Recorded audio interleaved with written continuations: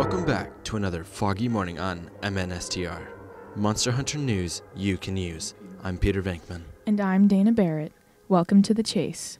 Our first legendary search, killer clowns. England has been inundated with clowns. They began popping up all over the country, terrifying townspeople. It started with one report of clowns jumping out, scaring children. Now, dozens of clown reports across the country, creeping up behind teens, chasing others, and even a couple of assaults. At first, people believed the clowns to be a promotional scheme for Stephen King's It remake, but now it appears to have gained an online following. Now, let's explore an oldie but a goodie, Bigfoot. Clayton Stein joins us with the latest appearance. This creature, I swear, loves the suspicion and stays hidden only to create more buzz. One of the most recent sightings was by a 19-year-old college student in Rhinebeck, New York. He was driving on a winding back road on the way to a rehearsal. As he started up that road, he saw a figure between 7 and 7.5 feet tall, covered in black hair, with broad, muscular shoulders and arms that swung in an exaggerated fashion. Then, just like that, he was gone. From Idaho to Colorado to upstate New York, we just can't get enough of old Sasquatch. Wait, that was it? No pictures? Apparently he was gone before he could grab his phone. Likely story. Thanks, Clayton. And since we're on to classic sightings, Connor McEwen is here with the latest news from across the pond. In the great land of Scotland, a new record has been set this century for official Loch Ness Monster sightings.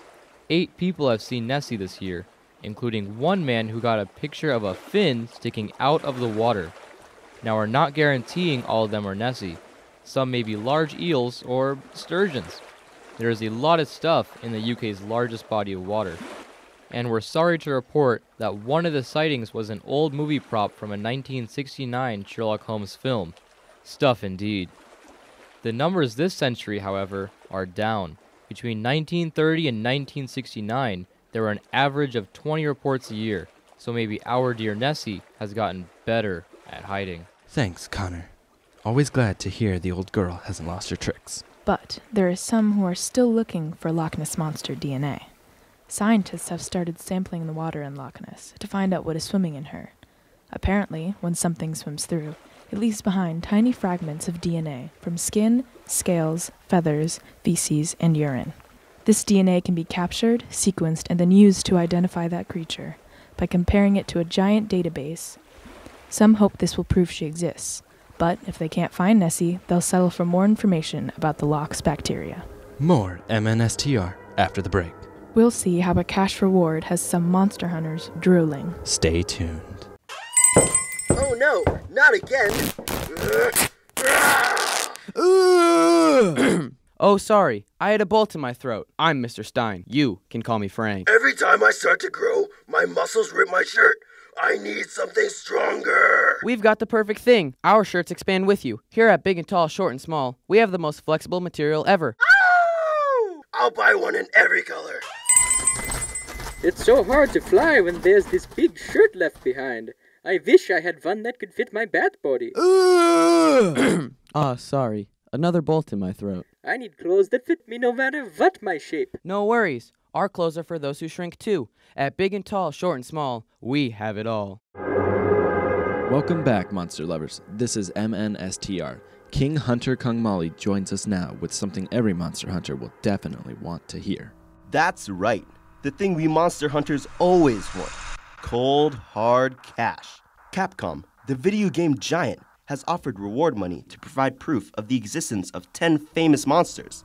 Certain that Nessie, Chupacabra, Bigfoot, or the Mongolian deathworm exist? Now is your chance to prove it.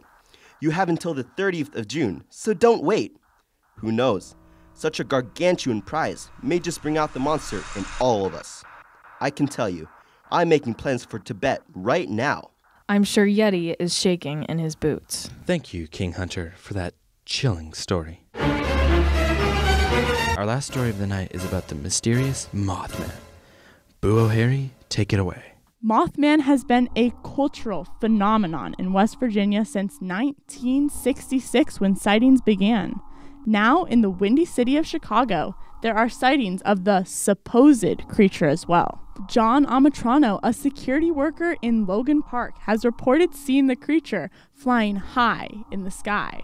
He described it as having muscular legs, a jutting tailbone, and a human-like shape. There have also been 54 other sightings of the creature flying around the Chicago area. Lon Stricker, a cryptozoologist, believes as many as 3 Mothmen are flying around Chicago. With over 55 sightings, could Mothman or Mothmen be making a return? We'll keep our eyes to the sky in Chi-Town. Our monster search has come to an end. Join us again tomorrow as our quest continues.